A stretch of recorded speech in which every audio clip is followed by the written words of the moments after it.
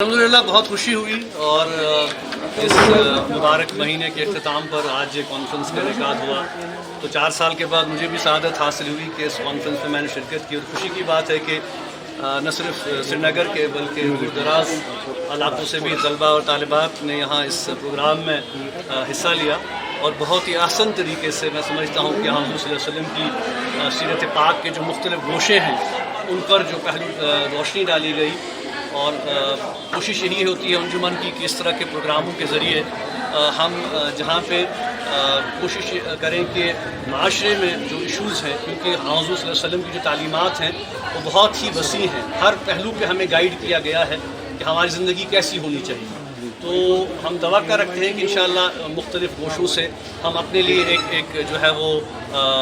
ایک ہم مثال قائم کریں گے، تاکہ انشاءاللہ ہمارے جو نوجوان نسل ہے وہ جہاں پہ اپنا جو ان کا تعلیمی سفر ہے وہاں پہ اس کو وہ جاری رکھے، اس کے ساتھ ساتھ جو ان کی دینی اور اخلاقی اور اسلامی تربیت کا جو فریضہ ہے وہ بھی انشاءاللہ نصرت الاسلام وہ جو باقی ادارے ہیں ان کی ذمہ داری بنتی ہے کہ اس پر بھی ہم فوکس کریں۔ دیکھیے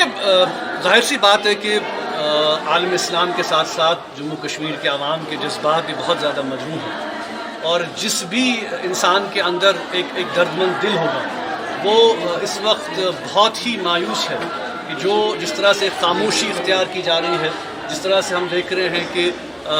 بزرگوں پہ، بچوں پہ، عورتوں پہ، نہتے لوگوں پہ بم برسائے جا رہے ہیں، اور جس طریقہ سے قتل و غارت گیری وہاں پہ ہو رہی ہے، ہم یہ محسوس کرتے ہیں کہ عالمی برادری کو اپنی ذمہ داری نبھانے کا وقت آ گیا ہے۔ یک طرفہ فیصلہ نہیں کیا جا سکتا،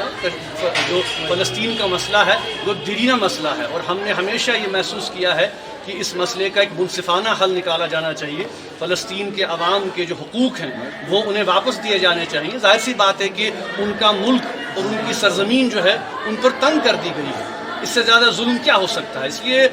ہم یہ محسوس کرتے ہیں کہ پوری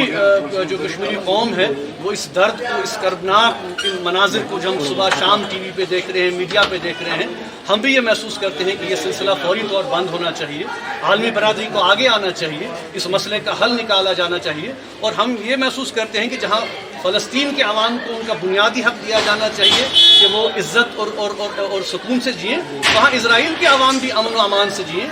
ہم ظاہر سی بات ہے کہ کوئی کسی ملک یا کسی قوم کے خلاف نہیں ہے، ہم چاہتے ہیں کہ انسانی بنیادوں پر، اخلاقی بنیادوں پر، اور آن اے پرنسپل جو ان کے ساتھ وعدے کیے گئے ہیں، جو کمٹمنٹس کی گئی ہیں جو عالمی برادری نے، ان کو پورا کیا جائے۔